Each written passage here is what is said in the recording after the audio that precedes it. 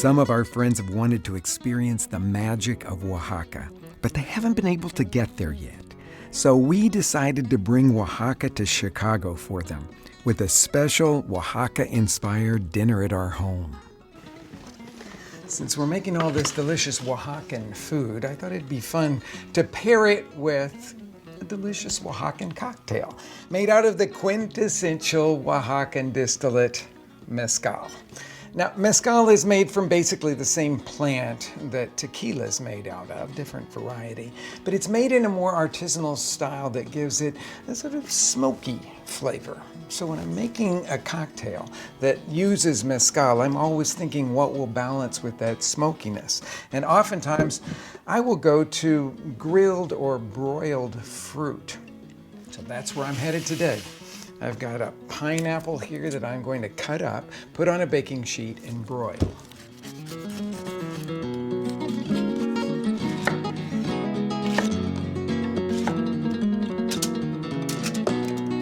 Now I'm going to slide them under the broiler. I've already preheated that. Leave them there for 6 to 8 minutes until they're slightly charred.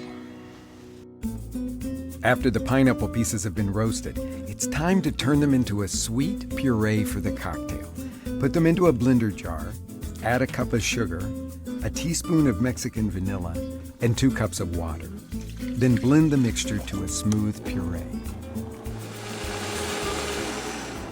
Nice thing is, if you're going to have a party and you want to make this ahead, you can refrigerate it for 3 days or so. We've got our puree there, and now we're going to go on to making the cocktail part of it here. I like this cocktail because you can make a lot of it at one time. I need the mescal, of course, and I'm going to put 2 cups of that in here. Now let's talk about what kind of mescal to choose, because there's truthfully the artisanal ones that are very expensive and really meant for sipping, and then there's the bulk ones that, well, honestly, I don't think they're very good. So I look for something that's artisanal but not the most expensive one, not the one in the beautiful bottle. That's what I've added here. Now the last thing that we need for this cocktail is lime juice, and so I'm going to squeeze a cupful of limes. There's about 16 of the cocktails in there. When you're talking about what's going to go on the rim of a margarita glass, it's usually kosher salt. But now we're seeing a lot of flavors going in. And I thought we could do the same sort of thing with this cocktail, but go the Oaxacan style. So I'm going to show you how to make that spicy salt, and I'm going to make it actually out of the little chilies. This one is called the chipotle morita, and it's got a sweetness to it, but a smoky spiciness for sure. And I'm going to toast that chili in a small skillet, just over medium heat, until it's aromatic. When the chilies are fragrant and toasty, put them into an electric spice mill or coffee grinder and pulse it until they're completely ground. Add an equal amount of salt to the chili and pulse to incorporate. You can rim the edge of the glass with a little lime juice. Up in the glass into the chili salt. Into a cocktail shaker. I'm going to put about 6 or 8 of these large ice cubes. Then about half a cup of our cocktail base. Put the top on and shake it really hard.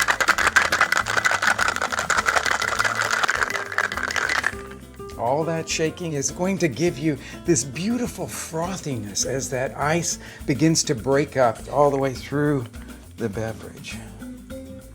It's so beautiful, so frothy, so nice.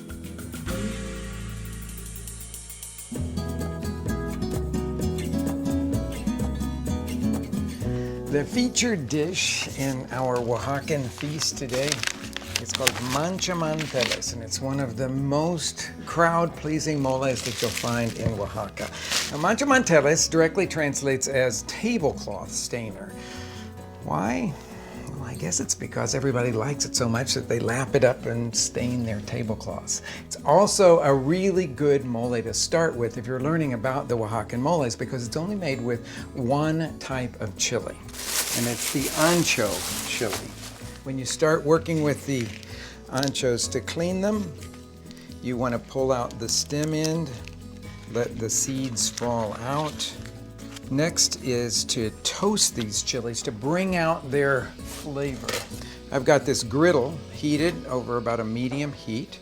I'm going to press them flat against the surface. And you'll also notice a little change in the color of the chili itself.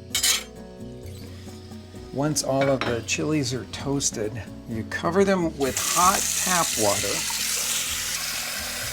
Cover them with a plate to keep them submerged, and then let them rehydrate for about half an hour. That's really all it will take to get them completely plump and ready to go into the mole. While the chilies are rehydrating, cut a white onion into slices. Then peel 8 cloves of garlic and cut them in half. For this dish, I like to use fresh rendered pork lard to brown the onions and garlic over medium heat. Scoop the onions into a blender jar while you prepare the rest of the ingredients. Start with 2 whole chicken breasts. These are bone in and skin on. Flatten them to dislodge the breastbone, pull it out, and cut the whole breast in half. Then cut each half into 3 pieces, right down through the bones. Now brown the chicken pieces skin side down in the leftover pork lard. Flip them after a few minutes to brown the other side. Remove all of the browned chicken to a rimmed baking sheet. For this dish, I like to use boneless pork shoulder that's trimmed of most of its fat. I cut it into small chunks and then brown those in the pot the same way I did the chicken pieces earlier. Turn off the heat. Take the browned pieces of pork out of the pot. I'm going to leave that sit right there for a few minutes while we go to the next stage in the preparation of the sauce, which involves the spices. Now, the spices that we're going to be using for this may sound a little odd to you if you're not used to mole making, because they sound like ones that go in sweet things. And I'm using the Mexican cinnamon sticks. They're really, really light and flaky ones. I put about 1 inch of cinnamon in here, a couple of cloves, and then about a half a teaspoon of black peppercorns. Grind all the spices together in a molcajete, that Mexican stone mortar, and brush them into the blender jar. You need 4 slices of bread. I'm cutting them here from a Pullman loaf. Tear those into small pieces and put them in with the spices. Now take the chilies out of their soaking liquid and add them to the blender along with a cup of water so that the mixture blends easily. Blend all of that together until it's a smooth puree. Then press it through a medium mesh strainer to catch any leftover bits of chili skin or spices. Now return the pan to a medium-high heat. When a few drops of the chili mixture sizzle in that pork fat, add the sauce to the pan. Stir it until it's thickened and dark and just about the consistency of tomato paste. I'm going to turn that off while I add a couple of other ingredients to it. I need about 2 cups of water here. We're not using any broth for this recipe because we're going to create our own when we're simmering the chicken and pork here. I'll put the pork pieces down into the sauce. They're going to take longer than the chicken, so I'm going to add them first. About 1/4 cup of cider vinegar.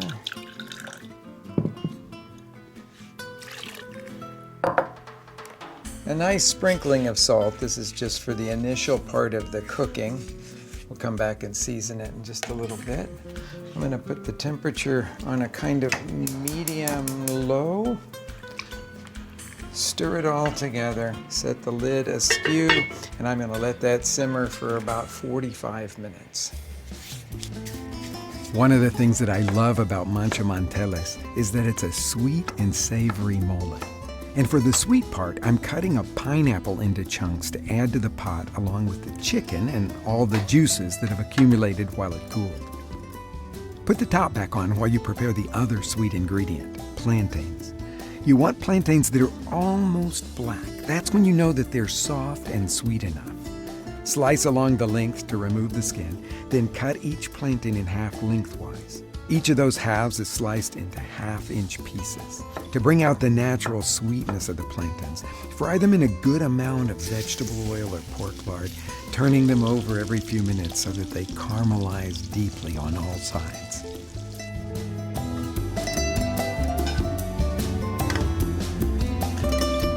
The last little touch, of course, is to season this. Because this is a sweet and savory mole, I'm going to start by adding some sugar to it, because most dried chili sauces need a touch of sugar to bring out the natural fruitiness of the chili. But then, of course, we've added the plantain and the pineapple, and then it needs a little bit more salt. Stir it to dissolve both the salt and the sugar. I'm going to turn off the heat, and then I'll rewarm it when the guests arrive. Did you ever try to make rice for a crowd and turn out not so perfect rice? Well, it's because when you double or triple the quantity of rice in a recipe, you don't double or triple the quantity of broth. So I'm going to show you my foolproof way to make rice for a crowd, Mexican white rice for a crowd. And the first thing that I have to do is to chop up a large onion and 6 cloves of garlic.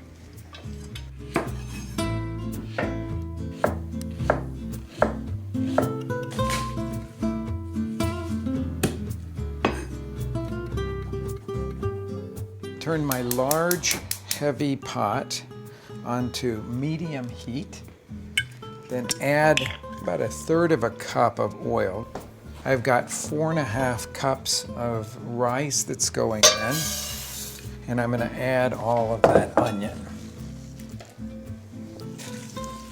And we're going to cook this until those rice grains turn from translucent to a kind of milky white. That'll take 7 or 8 minutes here, depending on the temperature that you're cooking over. Stir in this chopped garlic now that the rice is milky looking. Another little secret that I learned when I was living in Mexico is that if you add a little lime juice to the broth, it'll keep the rice white. The simmering broth is another trick that I learned as well.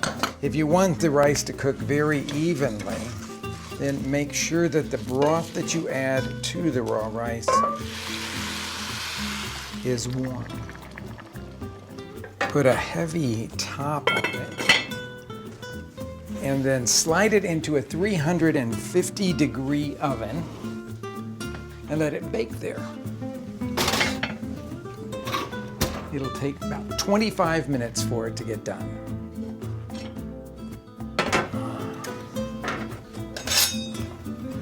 It looks perfect. Wow.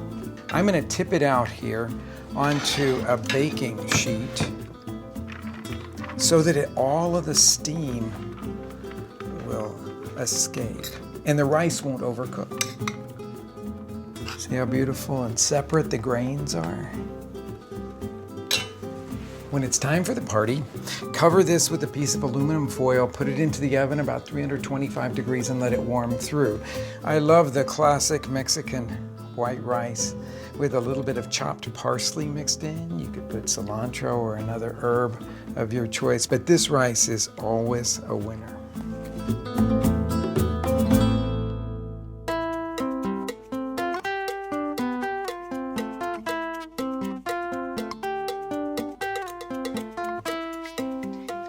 Go to Mexico, my friends always ask me to bring stuff back for them. And one of the things they always ask for are these Oaxaca-style roasted peanuts with garlic and chili.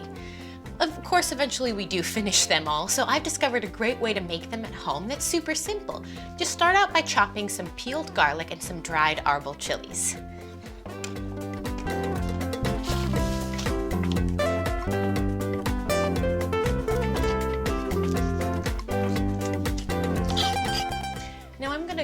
the garlic and chilies in a pan with a little bit of olive oil until they're soft and toasty smelling.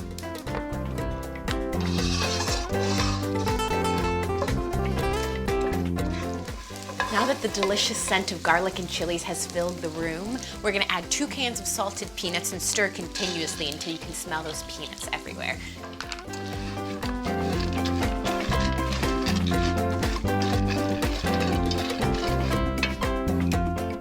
Now all you gotta do is let them cool in the pan until the party.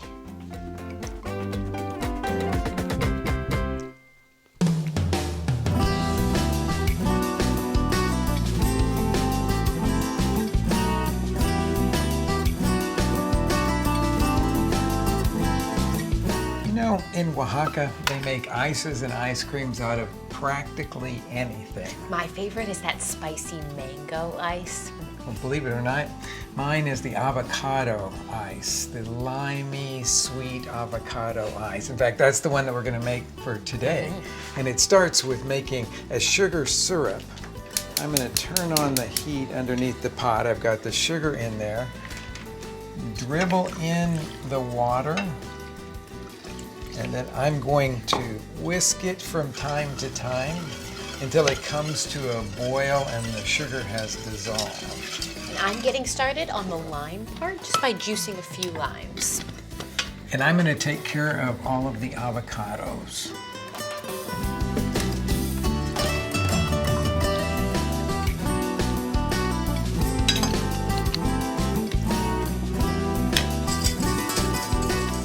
The sugar syrup is clear now. I'm going to let that cool completely while we process the avocados in the blender.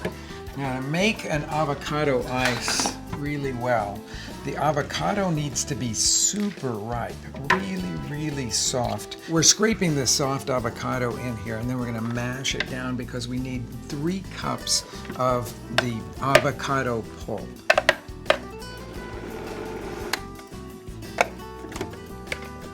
I pulsed the avocado in the blender a few times just so that I could make sure that I had my 3 cups of avocado pulp there. I'm going to combine everything else here. The lime juice, the cooled sugar syrup, and a big pinch of salt. Stir all of that together. Okay, now I'm going to take that over to the blender and blend it until it's smooth.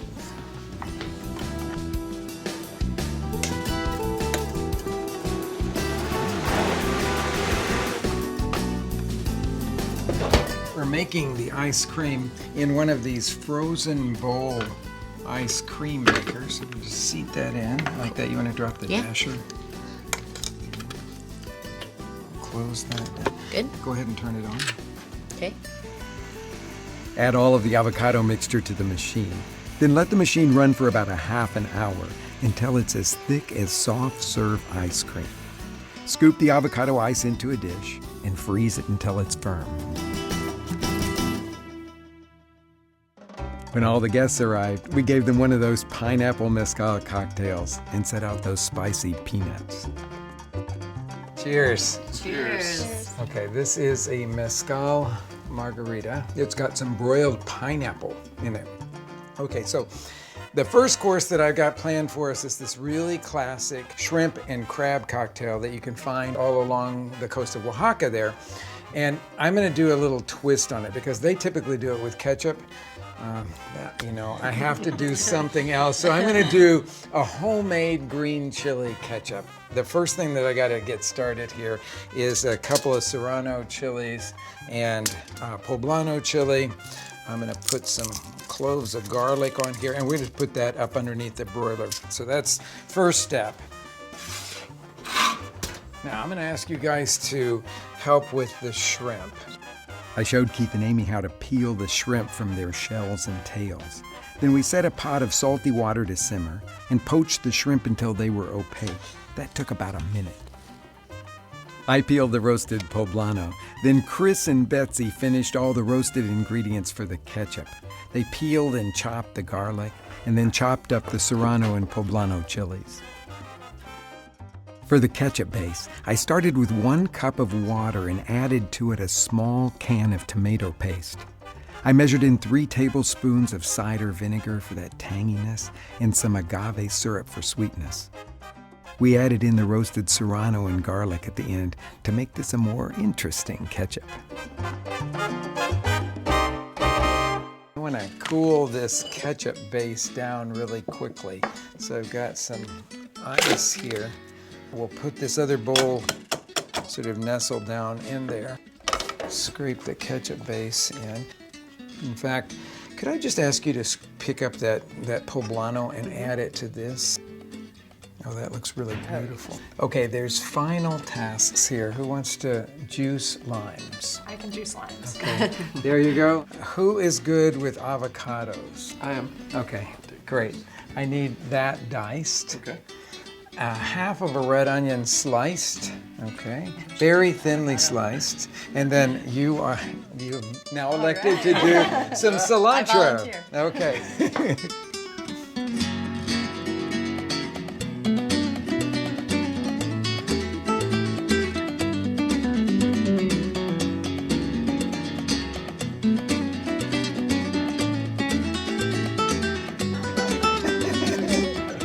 See, it really looks like ketchup, doesn't it? I'm going to season it with some salt here. Takes about 3/4 of a teaspoon. And I'm going to thin it out now that we're tanking it from being ketchup to being a cocktail sauce. I'm going to add about 1/4 of a cup of clam juice to it. And all the goodies go in next. We've got some crab meat. The most amazingly beautiful poached shrimp I think I have ever seen in my entire life. And then I'm going to ask each one of you to put your final garnishes into the bowl.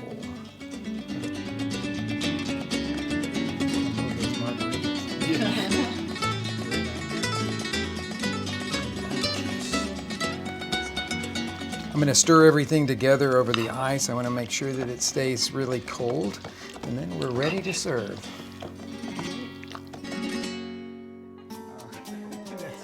Okay. So I don't have to tell you what's in the glass because you guys helped make this cocktail, this shrimp. Well, you guys don't know what it is, but it's shrimp and crab with good flavors. So dig in. I hope you enjoy yourself. So what do you think of it? Because you got to help make it, but you didn't taste it. Delicious. Isn't it good? Now, is it too spicy for you? No. After I bring, okay. So what you have in front of you is Manchamanteles, one of the 7 Oaxacan moles, but it's one that's probably seen less in the restaurants than what you see black mole or green mole. Well, it tastes like Oaxaca. Follow these guys' lead and go to Oaxaca because it's a really beautiful place. It's such a vibrant, wonderful culture. That's the only Christmas Laney's ever known. Really? That's Christmas. So we've got some avocado lime ice. It's one of my favorites. It comes from like this great place in Oaxaca called Chaguita. It's like this ice stall. They have all sorts of flavors, but this is one of them that we love. And it's an amazing texture. It's wonderful, wonderful, wonderful. Uh-huh.